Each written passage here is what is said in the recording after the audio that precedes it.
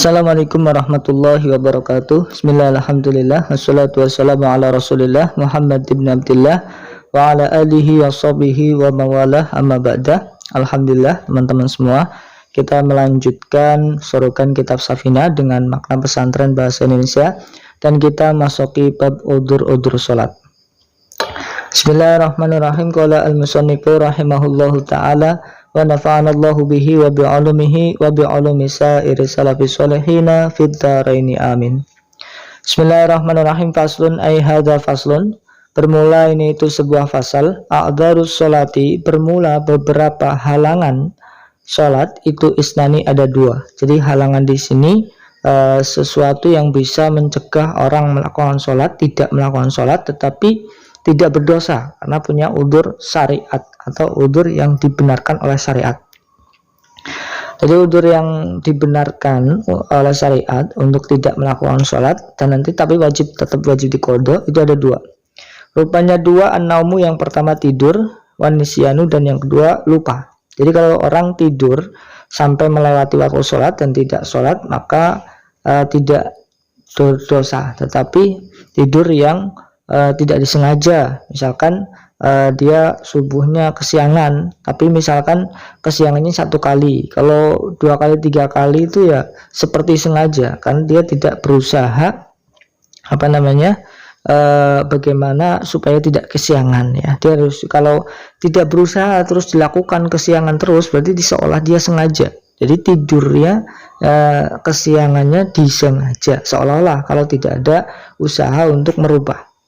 Wanisyanu dan yang kedua lupa. Lupa juga sama, sekali masuk ke mall pagi, keluar maghrib misalkan, kan tidak sholat duhur, itu kalau dilakukan sekali mungkin tidak sengaja, lupa yang tidak sengaja. Tapi kalau dilakukan lupa terus, maka berarti seolah lupanya disengaja. Jadi yang menjadi udzur tidak dosa ketika tidak melakukan sholat tapi tetap wajib qodho adalah tidur dan lupa yang tidak disengaja. Selanjutnya fasal syarat sholat. Bismillahirrahmanirrahim. Faslun ay hadza faslun, bermula ini itu sebuah fasal. Syurutus sholati, bermula beberapa syarat sholat. Syarat dia supaya sah sholatnya, berarti syarat ini harus dilakukan sebelum sholat. Kalau rukun sholat sesuatu yang dilakukan ketika sholat, kalau syarat sholat harus dilakukan, dipenuhi sebelum melaksanakan sholat. Syurutus sholati, bermula beberapa syarat sholat itu samaniyatun, ada 8. Apa saja 8 syarat sholat? Toharatul hadasaini, yang pertama suci dari 2 hadas, yaitu hadas kecil dan hadas besar. Jadi sebelum sholat persiapkan dulu, pastikan sudah suci dari hadas kecil dan hadas besar. Kalau punya hadas besar berarti ya dia wajib mandi dulu. Kalau dia punya hadas kecil dia wudhu terlebih dahulu. Yang kedua watoharatu, dan yang kedua suci mina anin najasati, dari najis, fisobi pada pakaiannya, wal badani dan pada badannya, wal makani dan tak pada tempat sholatnya. Yang kedua juga harus suci, kalau di badan, di pakaian, di tempat yang akan dia untuk sholat, kalau ada najisnya harus dibersihkan dulu, karena sholat itu harus suci badan, pakaian dan tempatnya. Wasatrul aurati, dan yang ketiga harus menutupi aurat. Kalau mau sholat harus dipastikan auratnya sudah tertutupi dulu.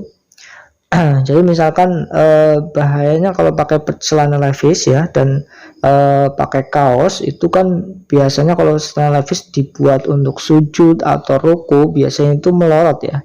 Nah itu juga harus hati-hati, walaupun pas berdiri tidak terlihat auratnya, tapi pas duduk atau pas sujud atau pas ruku dia kelihatan, maka dia batal juga. Dia harus persiapkan dulu dalam gerakan sholatnya, tidak ada yang bisa membuat auratnya terbuka.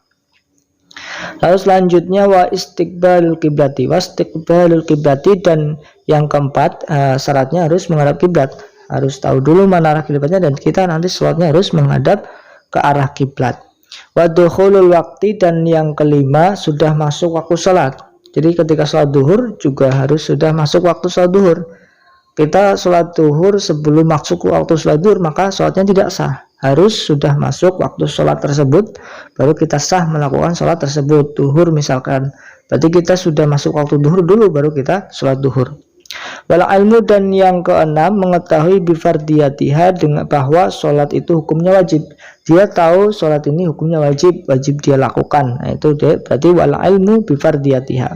Walayatakidah, dan yang ketujuh tidak meyakini siapa orang fardun pada sebuah fardu atau rukun sholat, min furudiha dari beberapa fardunya sholat atau rukunnya sholat, sunnatan diyakini sebagai sunnah. Tidak boleh yang rukun diyakini sebagai sunnah. Ini takbir ini adalah rukun, tapi diyakini sunnah. Kayaknya sunnah. Nah, itu nggak sah ya. Jadi harus belajar dulu mana yang sebagai rukun sholat, mana yang sebagai sunnah sholat. Atau ada dispensasi untuk orang yang awam, orang yang tidak memungkinkan untuk belajar, maka dia cukup mengetahui di dalam sholatnya ada yang fardu, ada yang sunnah. Tidak perlu dia mendetailkan satu persatu mana sunnahnya, mana rukunnya, tapi dia cukup meyakini di dalam sholat yang diajari oleh gurunya misalkan. Nah, itu di dalam sholat yang dilakukan ada yang fardu, ada yang sunnah. Nah, kalau tidak tahu tidak perlu didetail-detailkan begitu. Tapi kalau didetail-detail terus ternyata salah, tidak tahu, berarti dia sholatnya tidak sah ya, harus diulangi. Wala ilmu bifardiyatiha wa alla ya'taqida fardun min furudiha sunnatan.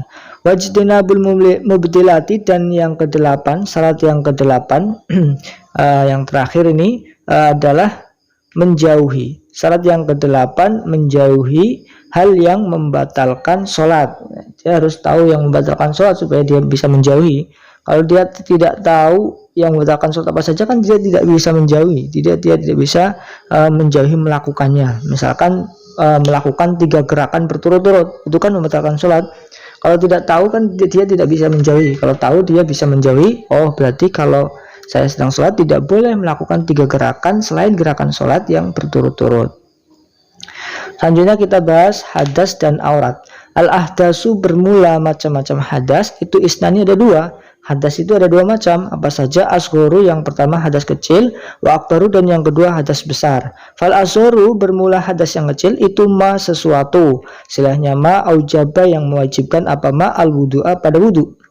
Yang hadas kecil itu sesuatu yang mewajibkan wudu, kotoran yang tidak terlihat yang mewajibkan, yang mengharuskan wudu ya.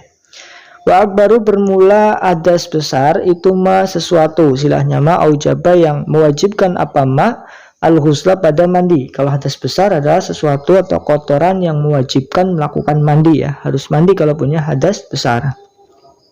Al-auratu bermula macam aurat itu arbaun, ada 4 macam aurat. Rupanya 4 auratul rajuli. Yang pertama auratnya laki-laki mutlakon, secara mutlak, baik di dalam sholat atau di luar sholat. Wal amati, dan auratnya budak perempuan fi sholati, pada sholat, itu ma anggota, bagian anggota, silahnya ma baina surati, yang ada di antara pusar, warukbati, dan lutut. Yang pertama auratnya laki-laki di manapun, luar sholat atau di dalam sholat, dan juga budak yang perempuan di dalam sholat itu baina surah warukbah, antara pusar dan lutut. Ini simple auratnya ya. Wa auratul khurati bermula auratnya perempuan, perempuan yang merdeka ini ya, selain budak ya, sekarang perempuannya merdeka semua. Bisolati, di dalam sholat itu jami'u badaniha, seluruh badannya khurrah. Kalau auratnya perempuan di dalam sholat adalah seluruh badannya, ma ya anggota, sianya masih wal wajhi, yang selain wajah, wal kafaini, dan kedua pergelangan tangan atau telapak tangan. Sebenarnya telapak luar dan telapak dalam atau punggung itu boleh terbuka ya. Jadi pergelangan tangan lah ke atas itu boleh terbuka. Ini auratnya perempuan yang merdeka di dalam sholat. Jadi boleh kelihatan wajahnya, boleh kelihatan pergelangan ke atas. Kalau pergelangan ke bawah, ke tangan, maka tidak boleh terbuka. Kalau terbuka berarti sholatnya nggak sah, karena itu aurat ya, tidak boleh dibuka. Selanjutnya wa auratul khurati bermula auratnya perempuan merdeka, wal amati, dan budak perempuan, indal ajanibi, di samping orang yang bukan mahram, itu jami'ul badani, seluruh badannya. Kalau auratnya perempuan merdeka ataupun budak di samping bukan mahram, di samping ajnabi, bukan mahram artinya ya orang lain lah ya, orang yang boleh menikahi perempuan itu, maka itu ajnabi. Jadi auratnya seluruh tubuhnya tanpa terkecuali. Wa inda maharimiha, dan auratnya perempuan merdeka dan budak, inda maharimima, di samping mahramnya jadi bapaknya, adiknya, ya, liliknya, buliknya. Nah itu wanisai, dan di samping perempuan-perempuan yang lain itu ma anggota silahnya ma bainas surati, yang ada di antara pusar, warukbati, dan lutut. Kalau auratnya perempuan bersama perempuan atau bersama mahramnya, bapaknya, ibunya atau kakaknya, adiknya, itu adalah bainas surah warukbah, di antara pusar dan lutut. Sesama perempuan, ya, itu tidak boleh melihat yang ada di antara pusat dan lutut. Tapi kalau selain itu boleh sesama perempuan. Atau sesama mahram, bapaknya, misalkan bapaknya melihat anak gadisnya, itu boleh melihat di selain bagian pusat dan lutut, melihat di atas pusar itu boleh. Tapi dengan catatan tidak menimbulkan fitnah dan syahwat. Kalau seandainya bapak atau adik, kakak, ya, melihat anak gadisnya yang perempuan yang bisa menimbulkan fitnah dan juga menimbulkan syahwat, maka tetap tidak diperbolehkan. Wallahu a'lam bishawab. Alhamdulillah, kita lanjut di pasal yang selanjutnya di kesempatan yang selanjutnya. Terima kasih atas perhatiannya. Kurang lebihnya mohon maaf. Assalamualaikum warahmatullahi wabarakatuh.